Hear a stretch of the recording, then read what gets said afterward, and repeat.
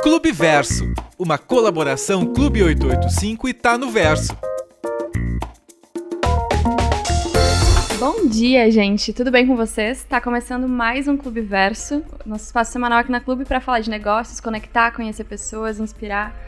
Bom dia, Maju. Bom dia, Ju. Um prazer estar aqui de novo, mais um episódio. Confiram os outros que essa temporada tá muito legal. A gente tá lá no Spotify, no YouTube e, obviamente, agora de manhã aqui na Rádio Clube. Então, tu que tá indo pro trabalho, tu que tá em casa ainda se preparando ou já tá no escritório a mil, fica ligado. É uma conversa rapidinha que sempre traz muitas dicas para replicar as nossas conversas de corredores lá no Verso e mostrar pessoas daqui, marcas daqui, profissionais que estão fazendo acontecer.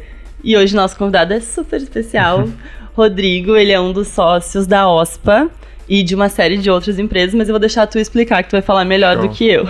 Primeiramente, acho bom dia, Ju, Maju. Eu queria agradecer agora ao vivo aqui o convite, muito legal. Adoro falar sobre o que a gente faz, principalmente para Canela, né? Eu acho que é muito legal ter essa oportunidade. Então, eu sou sócio da OSPA. A OSPA é um grupo de desenvolvimento imobiliário hoje, que começou como um escritório de arquitetura. Por trabalhar com o mercado imobiliário por muito tempo, a gente identificou diversos gargalos ali nesse mercado, né? O primeiro foi o acesso a capital, acesso a crédito para pequenas e médias construtoras. Foi aí que a gente criou o Urbime, que é a vertical onde eu toco lá dentro hoje. Logo depois, por entender esse parte de economia por trás das edificações, enfim, e cruzar com a estética, a arquitetura, o projeto mesmo, a gente acabou criando o Place, que é uma plataforma para desenvolvimento urbano, que hoje está trabalhando muito com prefeituras para, enfim, digitalização de plano diretor, enfim, acho que é geolocalização de dados e entender um pouco esse crescimento das cidades. E, por fim, a gente criou o Instituto Cidades Responsivas, que é mais o braço educacional ali do grupo, que visa cruzar essas disciplinas, que hoje a gente vê que estão muito desconectadas, né? Que é a disciplina de tecnologia, economia e arquitetura. Então, é um braço que visa complementar a graduação de arquitetura, engenharia e afins hoje no Brasil. A gente recém inaugurou nossa sede na Oswaldo Aranha 790, então quem quiser passar por lá, em Porto Alegre, obviamente, tomar um café, fica à vontade. Rodrigo, muito obrigada por ter topado. A gente queria te trazer já tem um tempinho, porque a gente enxerga que o trabalho que vocês têm feito é muito importante, especialmente quando a gente fala de região e de ecossistema, né? Aqui no Verso e aqui na Clube Verso, a gente também fala muito sobre a questão de ser um ecossistema próximo, então como que a gente consegue unir forças para ir melhorando cada vez mais a nossa cidade, a nossa região, né? Então como que tu enxerga hoje, né, tendo... Quantos anos vocês têm de atuação? Acho que começou em 2005 como arquitetura, né? Então, mas acho que quase... O instituto tem uns 3 anos agora, inaugurando a sede física, finalmente. A gente começou na pandemia, mas deu pra ver que nesses últimos 3 anos, acho que marcando essa frente de instituto, ecossistema, a gente já conseguiu ali... Hoje a gente já tem mais de 1.000 alunos, pra ter uma noção. Então, acho que cresceu rápido esse ecossistema. Massa demais. E nesses últimos projetos, assim, vamos pensar nos últimos 10 anos, que vocês já estão aí mais na ativa. O que tu enxerga que tem de impacto na cidade? Tu olhar para a cidade de uma forma mais ampla, de uma forma mais conectada? Legal. Eu acho que as cidades brasileiras, especificamente, elas cresceram num mundo ali pós-revolução industrial, visando o carro, sonho americano. Acho que não foi muito bem pensado o urbanismo brasileiro. E é uma pena que a gente não vê muitas pessoas pensando ele nem hoje em dia. A gente tem muitas referências de urbanismo contemporâneo mundial que não é aplicado hoje na prática.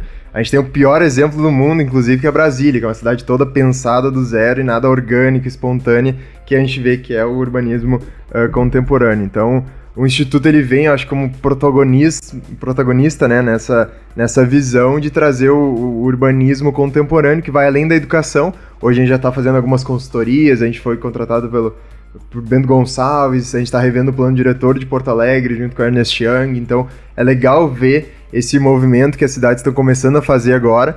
Claro, já é um pouco tarde de ver ter sido feito antes, mas é legal que a gente está conseguindo se envolver nessa identificação de problemas urbanos que nunca foi medida com dados, enfim, reais, né? É muito mais qualitativo do que quantitativo. Então sempre fica, eu quero uma cidade verde, eu quero uma cidade caminhável, eu quero uma cidade saudável. O que é isso, né? Vamos botar em dados, vamos analisar, vamos ter objetivos, vamos ter alternativas. Então, o Instituto ele vem muito para tentar deixar mais racional esse desenvolvimento urbano.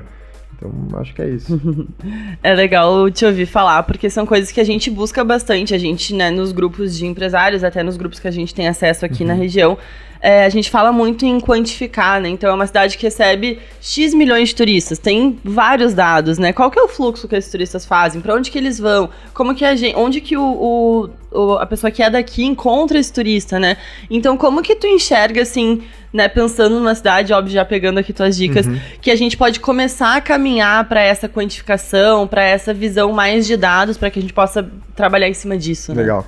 Acho que Canela e Gramado são duas cidades que fogem um pouco da curva normal de cidades. Hoje é quase um parque de diversões isso aqui, então é um desenvolvimento todo diferente. A gente viu que tem, enfim, acho que pelo aumento da demanda, o custo. Hoje, Canela e Gramado já tem 1 metro quadrado médio, um dos mais caros do Brasil. Acho que perde só para o Rio de Janeiro o médio.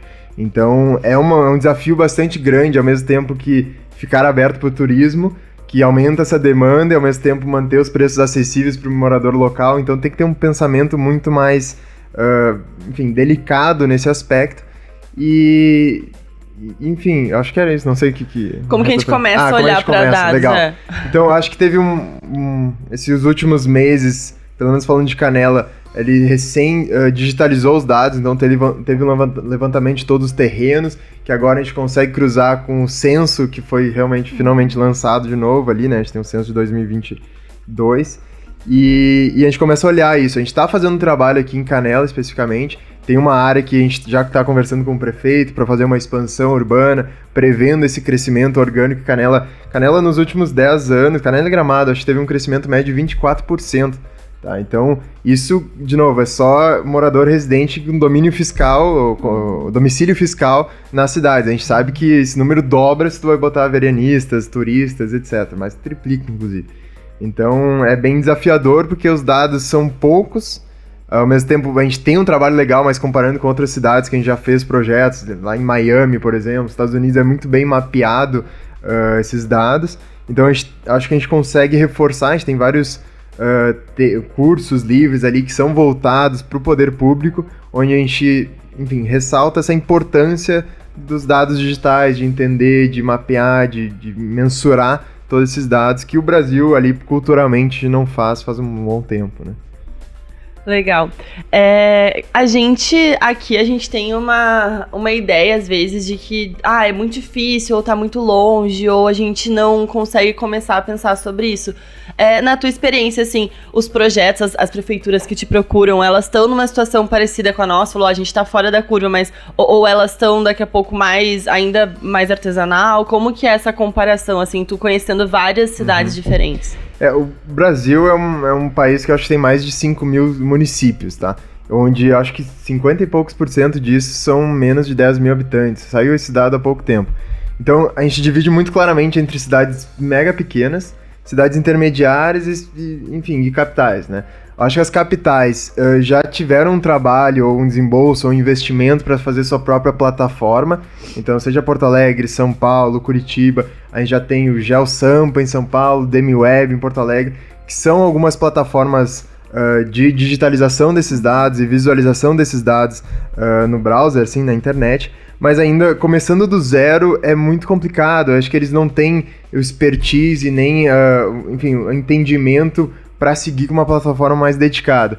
O que a gente está fazendo dentro do Place, que é uma das verticais da OSPA, a gente, por ter uma base toda estruturada, a gente pode botar dados de qualquer outra cidade. Então, para a cidade pequena que não tem o software ainda, fica muito mais barato, muito mais tangível tu hospedar esses dados lá. A gente está fazendo uma nova atualização agora que qualquer pessoa pode desenhar seu terreno, desenhar, a gente puxar dados, fazer o scrapping ali da internet e conseguir geolocalizar o máximo de dados possíveis que a gente tem.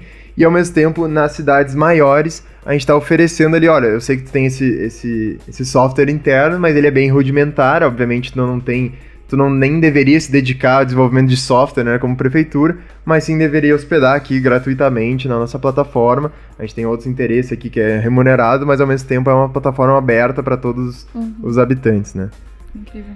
A gente sabe que muito do que é feito é pensado, obviamente, no dia a dia do cidadão, né? Então, a prefeitura vai investir, óbvio, pensando no retorno que aquilo vai ter para as pessoas da cidade.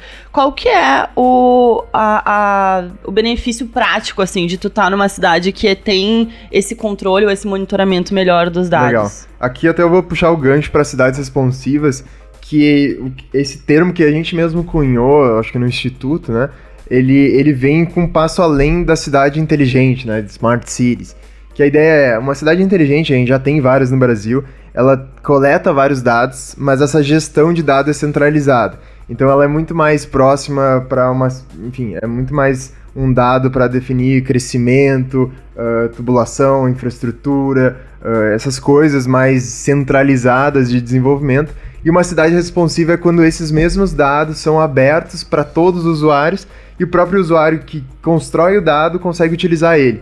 Então, uma cidade responsiva é aquela que, enfim, o Place pode nascer, a gente pode pegar dados da Uber, do Airbnb, cruzar, ter iniciativa, tentar mensurar em tempo real algumas coisas. Então, é quando o próprio usuário, além de criar o dado, ele consegue acesso a ele para desenvolver iniciativas, né?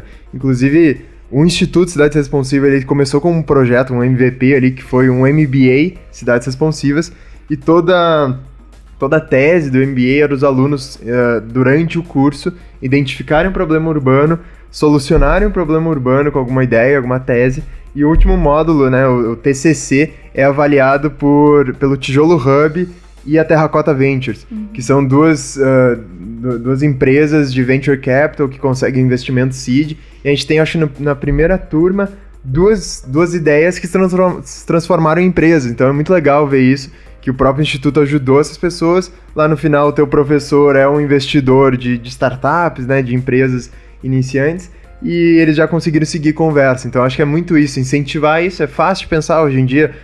A tua barreira de entrada é muito baixa, né? Com a internet você consegue acessar várias coisas, consegue encontrar várias pessoas, entender ideias, e acho que, enfim, a gente tentou reforçar um pouco isso, né?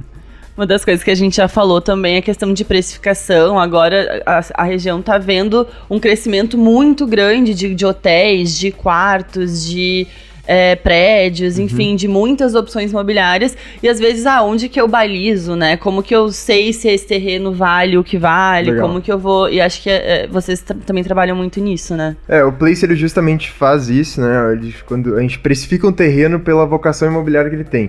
Então a gente vê o potencial construtivo dele e vê o valor de venda do metro quadrado na região para precificar o terreno mesmo. Mas entrando mais nessa questão de aumento de preço, aumento de desenvolvimento imobiliário, eu acho que é eminente, assim, é bem claro esse crescimento que as duas cidades aqui, Canela e Gramado, tiveram.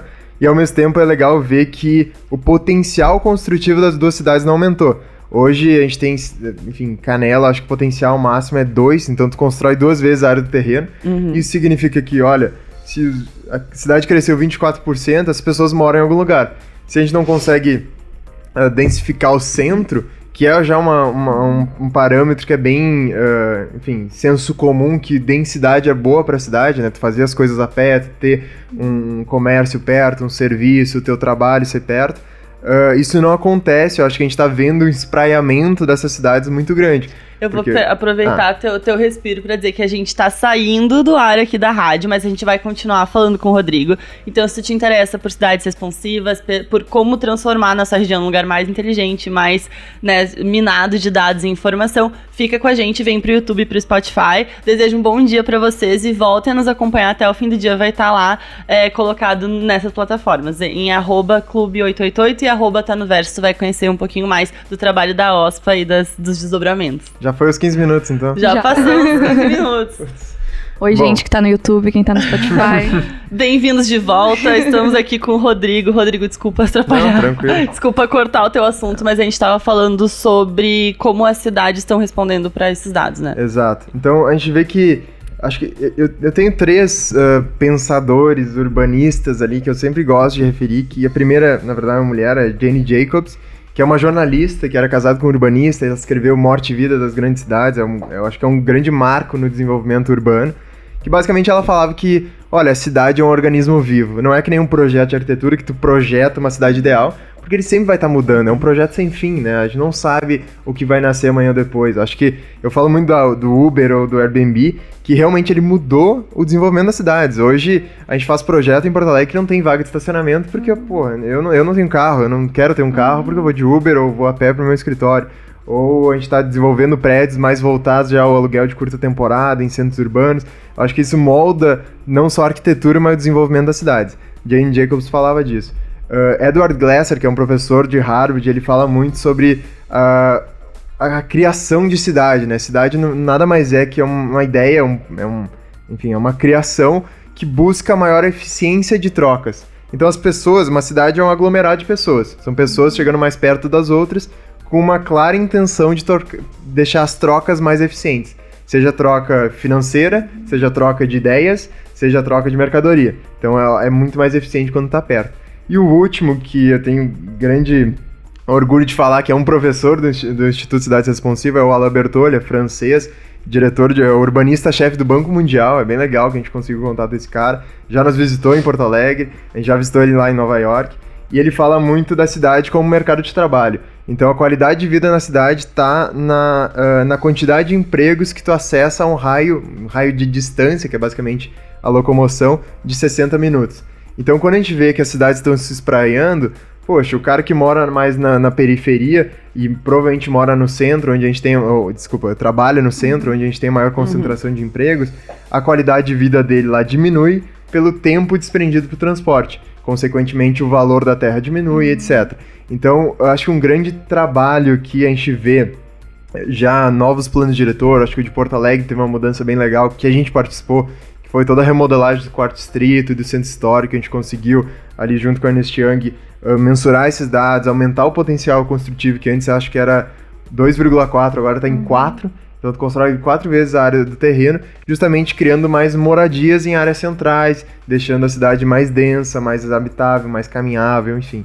É tudo uma causa e consequência, né? É engraçado, você tá falando e a gente tá com umas carinhas aqui, quem tá no YouTube tá vendo, tipo, aprendendo junto, assim. Porque acho que a gente consegue identificar na tua fala várias questões que se levantam diariamente pra falar da região, especialmente o Stefano tá concordando também ali atrás da câmera. Mas, especialmente quando a gente fala nesse grande fluxo de pessoas que uma vez era sazonal, hoje em dia não é mais tão sazonal assim, porque a gente tem altas temporadas espalhadas pelo ano todo, né? Exato. Então, quando a gente fala nessa questão de habitação e de obviamente, ter a questão do custo da moradia, que é uma coisa que tu já comentou que a Place acessa de alguma forma, mas a gente tem questões tipo de mobilidade, de saneamento, coisas que são muito... são problemas de longuíssimo prazo que a gente fala, mas que precisam ser acessados agora, enquanto a gente ainda está em tempo de olhar para isso, né? Como que vocês enxergam que o trabalho de vocês consegue apoiar isso de alguma forma? Eu acho que para falar de custos de moradia ou de infraestrutura urbana, a gente pode trazer 2 exemplos que a gente sempre usa em algumas aulas. De Atlanta, nos Estados Unidos, e de Barcelona. São 2 cidades ali com seus 5 milhões de habitantes cada uma, só que elas têm configurações bem diferentes, inclusive de custo de infraestrutura por habitante, custo de transporte por habitante, emissão de gás carbônico por habitante, porque as 2 cidades têm, acho que é uma coisa bem simples, é um potencial construtivo diferente. A gente vê Barcelona, que não necessariamente potencial construtivo significa altura, tá? Eu não estou advocando pelos prédios arranha-céus. Eu só estou dizendo que, olha, Barcelona tem uma média de altura de 7, 6 pavimentos, mais ou menos, um pouquinho mais do que a gente tem aqui, só que uma densidade muito maior. Então ele tem uma cidade de 5 milhões de habitantes, numa área uma área urbana 7 vezes menor do que Atlanta, que visa por residenciais unifamiliares, né? Então casas, então ele se espraia mais, e isso impacta diretamente no custo daquela prefeitura com os seus habitantes, porque tu tem que levar aquela rua asfaltada até a ponta, tem que levar a eletricidade até lá, tem que levar o esgoto até lá, e é infinitamente mais caro tu fazer isso do que adaptar uma região que já é suprida com essas infraestruturas. Então a gente tenta muito mostrar, através de dados, que a solução não é simples, né? Obviamente é uma discussão, a gente tem que ouvir várias pessoas, conversar com várias pessoas, mas a solução está muito na oferta de moradia em regiões centrais. Então a gente limita ali, eu acho que o poder público, a prefeitura é um grande limitador desse potencial construtivo, dessa oferta de moradia em regiões centrais. As pessoas inevitavelmente continuam morando, continuam vindo se mudar para cá, a cidade vai se espraiando, o custo de infraestrutura por habitante vai aumentando e a gente vai vendo, principalmente, quem sofre mais com isso é a periferia, que acaba não usufruindo dessa infraestrutura, né, que é mais cara naturalmente. Então, acho que o que a gente tenta muito advocar é isso, é tentar deixar as cidades mais densas, mais compactas, mais eficientes no custo de infraestrutura por cidadão, né? É muito doido, porque tu vai falando e a gente vai olhando para os pontos da cidade que daqui a pouco poderiam se encaixar poderiam melhorar com esses pequenos ajustes às vezes, né? E acho que Gramado aqui, Canela, região tem um pouco do oposto, talvez, né? O centro tem muito, porque tu fala em 60 minutos. Pô, 60 minutos de deslocamento, a gente tá em... Sim. A gente tá em praticamente, sei lá, 15, 20 cidades perto daqui, né? Então, acho que talvez o dado seja um pouco diferente pra gente, até porque hoje a gente tem um centro muito denso e a gente não tá sabendo conectar muito bem, né? Sim, é um bom ponto, assim... Por mais que 60 minutos pareça um tempo longo, a gente vê que, olha, grande maioria das ofertas de emprego de turismo estão em Gramado. E grande maioria dos trabalhadores estão em Canela. Principalmente numa região mais zona industrial, Canelinha. A gente fez esse mapeamento. E hoje em dia, cada vez mais Igrejinha, Três Coroas. Exato. A gente vê bastante gente vindo dessas outras cidades, Taquara também. Então, quando tu tem um movimento que agora, antes era sazonal, que nem tu comentou, agora é mais constante... já não consegue fazer em 20 minutos sair da tua casa para ir pro trabalho. Principalmente, acho que a gente tem uma linha de ônibus só, que passa a cada 15 minutos, já perde 15 esperando, o ônibus para em mais várias paradas. Então, acho que tem que repensar muito a mobilidade urbana, que acho que fala muito sobre, enfim, até a atenção que se dá, exato, né? A atenção que se dá para isso. E também o monopólio sobre algumas empresas de transporte que a gente sente também em Porto Alegre, a gente vê muito claro aqui na região também, e a gente tem que repensar toda essa malha viária de transporte público. Uma coisa que eu escuto muito falar, que o país rico não é onde o pobre tem carro, é quando o rico anda de transporte público, porque ele sabe que é mais eficiente, é mais rápido, é melhor, enfim, faz mais sentido tu ir ou a pé, inclusive, do que pegar teu carro e enfrentar engarrafamento. Bicicleta, etc. né? Barcelona é um case. Na Europa tem muitos, né? Tu falou Atlanta e Barcelona, porque se tu falar Estados Unidos e Europa fica muito próximo ali também. Mas assim, as bikes são públicas, tu paga uma taxa, sei lá, se é 50 euros o ano. É tipo só pra tu poder assinar o negócio lá e ter o acesso com vários pontos disponíveis. O pessoal da Pulga faz um trabalho parecido por aqui, né? Eu acho que o transporte, a grande melhoria que a gente pode pensar no transporte é intermodalidade. Modalidade. É modal de intermodal, né? Intermodal. No caso, a gente conseguir cruzar, por exemplo, eu trabalho em São Leopoldo, eu pego o trem Zurb, caio na estação, ali mesmo já sai um ônibus que para em uma outra parada, que tem uma bike coletiva, tem um patinete, enfim, esse last mile ali que eles chamam, que é o que o patinete se propõe a fazer. Claro, aqui eu acho mais na região mais como um turismo, né, passeio turismo e não tanto como mobilidade. Mas a gente vê muito na Europa, continua, acho que Porto Alegre teve o Yellow lá, que eram essas bikes, não deu muito certo acho que até mais por cultura, ou até os patinetes estragavam mais rápido do que eles se pagavam com o retorno. Mas a gente vê muito isso frequente nas cidades europeias, Amsterdã, Dinamarca, ali em Copenhague. Eu acho que sim, tem um caminho tranquilo se a gente conseguir pensar, sentar e entender o nosso cliente final, que é o cidadão, né, no caso. Tu entrou num ponto que acho que vai ser excelente pra gente fechar o nosso papo, que é a questão de cultura, né? Como que a gente começa a trazer essa cultura de cidade responsiva pro dia a dia, cada um dentro das suas casas, dos seus trabalhos, do impacto que tem no seu dia a dia? Uma boa pergunta. Eu acho que as pessoas conseguem, né, viajar e vivenciar outras cidades, isso é muito legal. A gente tem que começar a trazer um pouquinho mais dessas cidades que já funcionam fora do Brasil para cá. Eu acho que isso através de aulas, enfim, de explicações, trazendo, até conversando com o poder público de outras cidades, vendo lá, pegando referências, conversando com os projetistas, os arquitetos de outras cidades, trazendo para cá. Acho que é um bom passo de largada, mas estou falando mais para o poder público daqui, né? Eu acho que pensando como cidadão, é entender mesmo que, olha, acho que é muito comum, uma frase bem legal de falar também, olha, eu estou no trânsito. Não, tu não tá no trânsito, tu é o trânsito, né? Tu tá ao mesmo tempo fazendo ele. Então, o que o que tu poderia fazer para não ocupar todo esse espaço que tu tá ocupando com o teu carro, eventualmente conversar com o teu colega de trabalho, enfim, oferecer uma carona, pegar uma carona com ele, ou pensar em alguns aplicativos de transporte colaborativo, acho que isso já melhora bastante, mas ao mesmo tempo também, tentar dar... A gente fala também que a posse dá lugar ao acesso. Hoje tu não quer ser mais proprietário de um grande imóvel, acho que tu quer mais acessar aquela região, tu quer mais estar lá, tu quer ter uma vida mais dinâmica, onde tu pode se mudar eventualmente, depois se mudar para outra cidade. Acho que é muito importante a gente conseguir dar essa flexibilidade para esse cidadão. Então ele tem que entender que, olha, eu não preciso estar mais engessado naquelas ideias do passado, de eventualmente comprar uma casa, ter meu pátio, ter aquilo lá, porque eu entendo que, olha, se eu tiver isso, eu vou ter que abrir mão da acessibilidade que eu tenho estando morando no centro, enfim.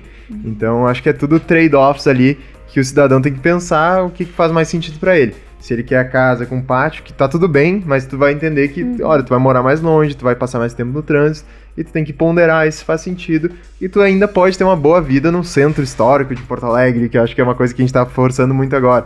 Pô, pra melhorar o centro, tem que ter mais gente morando lá, tem que acreditar, tem que ir, enfim, então...